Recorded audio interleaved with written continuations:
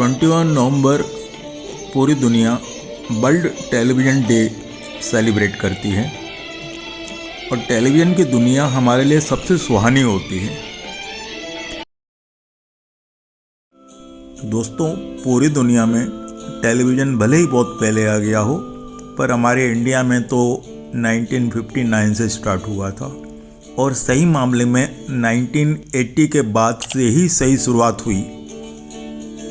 1980 से तो जैसे एक दीवानगी पैदा हो गई टेलीविज़न प्रोग्राम को डेली देखने की और नई बातें सीखने की, एक दीवानापन पैदा हो गया।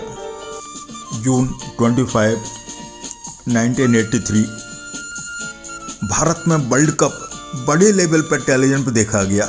एक दीवानगी थी, एक रोमांच था, एक थ्रिल थी, एक प्यार था अपने खिलाड़ियों के लिए। उस दिन टेलीविज़न पर लोग चिपके रहे। और फिर हुआ जादू, एक सीरियल आया, हम लोग, दुनिया पे छा गया, भारत के हर घर में देखा जाने लगा। लोग इतने प्यार से देखते थे इसके कलाकारों को, जैसे जीवंत हो जाते थे।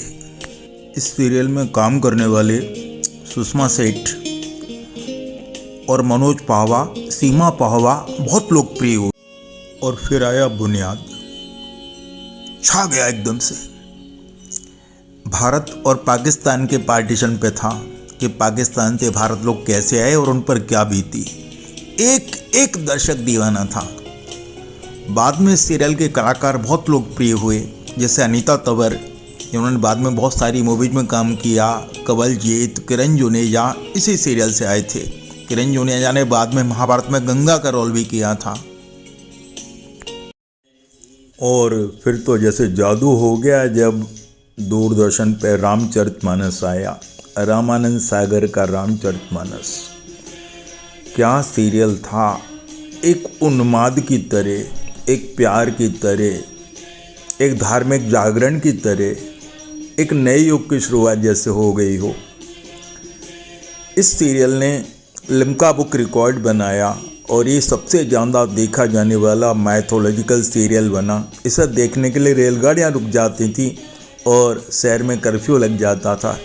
ऐसा दीवानगापन किसी और सीरियल के लिए कभी नहीं हुआ जो भगवान राम की ज़िंदगी पर बनी इस सीरियल के लिए हुआ। मैंने बहुत बार देखा, सड़कों पर कर्फ्यू था और लोग केवल रामचरितमानस देख रहे थे। और लगभग ऐसी ही पुनरावृत्ति हुई जब B.R. चोपड़ा साहब महाभारत लेके आए। महाभारत भी एक नई फिलॉसफी से दुनिया को भर दिया। हर कलाकार जैसे घर का एक पार्ट बन गया और लोग बहुत प्यार से इस सीरियल को सब लोग मिलकर के देखते थे। और रामचरितमानस जैसा ही दीवानापन इसमें भी उतर के आया। लोगों ने बहुत ज़्यादा पसंद किया और शायद सभी ने इसके हर एपिसोड देखा होगा।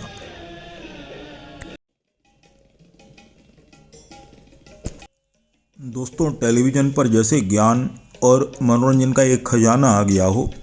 श्याम बेनेगल का भारत एक खोज, एक फ़नी सीरियल आया था, ये जो है ज़िंदगी, जो जम के हंसाता था। बहुत प्यारे प्यारे कलाकार थे इसमें, उनमें स्वरूप संपत और शफी इनामदार प्रमुख कलाकार थे। एक सीरियल आया था तमस, जो फिर से भारत और पाकिस्तान के विभाजन पे था और भीष्म साहनी के उपन्यास पर था ये। और इसमें सुरेखा सीकरी जी ने भी काम किया था, जो बाद में अनेक मूवी में आई, जैसे बधाई दो। आपने दादी माँ के रूप में उनको बालिका बधू में भी देखा होगा। उन्होंने भी बहुत अच्छा काम इस सीरियल में किया था। सामाजिक कुरीतियों पर एक था सीरियल रजनी नाम से, जो अंधविश्वास पे बड़ा प्रहार करता था। और इसी टाइप से एक ऐतिहासिक सीरियल था चाणक्य। चाणक्य का नाम और चाणक्य नीति कौन नहीं जानता। उस समय की परिवेश का एक बहुत ही अच्छा सीरियल है और देखने लायक है।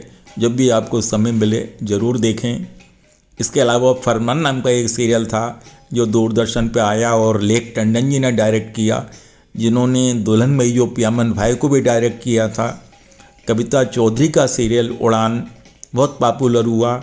एक साधारण लड़की कैसे IAS बनती है और कैसे वो अपने शर्तों पे ज़िंदगी जीती है, उस पे आधारित था।